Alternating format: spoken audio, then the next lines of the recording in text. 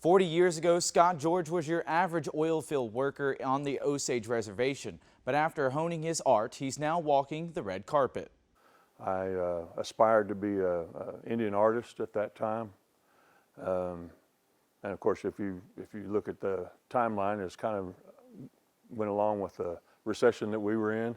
So I almost starved to death as an Indian artist. Scott George was born in Kansas but has lived in Oklahoma since his elementary school days on the Osage Reservation in Hominy.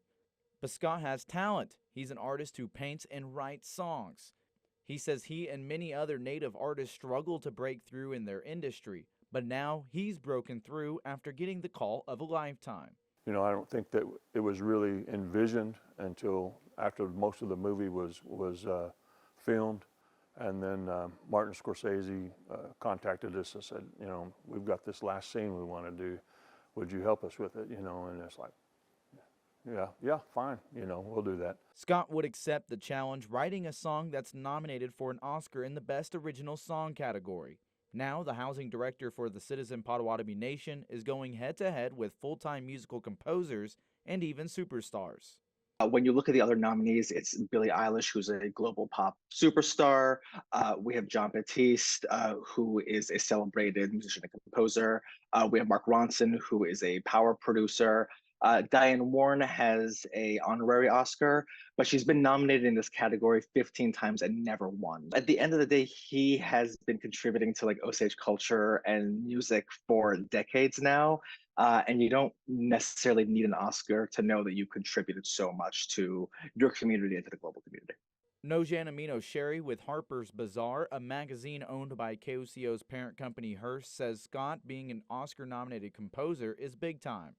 He's the first Osage citizen to be nominated for an Oscar. Scott even sang Wahpekeche, a song for my people, along with other Osage singers from ceremonial grounds across the reservation in the film Killers of the Flower Moon.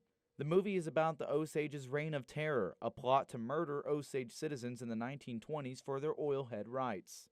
The last scene of the movie has George and Osage tribal singers from other ceremonial grounds singing Wahpekeche, which is in the Osage language. He told us the song is literal in its words, but like many Native songs, it has a deeper meaning to him. From my heart, I want to say that, you know, my people have suffered through all of this. I want you to stand up. I want you to be proud and acknowledge the fact that God got us here, got us this far. George faced plenty of struggles to break through and get this nomination. The final one, the Oscars required sheet music in their application, and Scott didn't use those traditional methods to write his song. So he enlisted others to help with the submission and eventually saw the big news. So I'm sitting on the bed. I told my wife, I said, look at here. And of course she went crazy. And the morning that we found out about it, I was on my way down to Thackerville to WinStar Casino for a meeting down there, a housing meeting. And as soon as I walked in, I had colleagues of mine say, hey, congratulations. There are only about 20 nominations that have been given to Indigenous people, and I mean Indigenous globally, so Native Mexican, Polynesian, Canadian First Nation, and Scott George would be the first Osage person ever nominated for an Oscar. So his nomination alone is really boundary breaking. Scott George is just one of the film's hopes for an Oscar. Blackfeet and Nez Perce descendant Lily Gladstone is nominated for her performance as Molly Burkhart in the film and could become the first Native American woman to win the Oscar for Best Actress.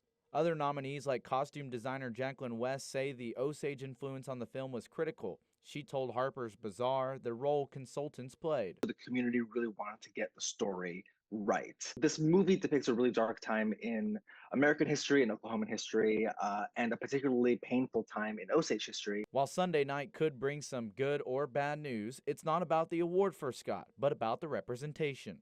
To know now that the whole world knows this story, and the whole world can understand then that it wasn't always as history depicted. It's a good story. It had to be told. And so on my part, and I can speak for some of my singers, that we're just honored to be part of it. Sunday night's Oscars award show is live on KOCO starting at 6 p.m. Central Time. They'll be inside the Dolby Theater in Hollywood, California. And if you'd like to read the Harper Bazaar's story featuring the costume designing and use of tribal consultants, we will have that linked onto KOCO.com.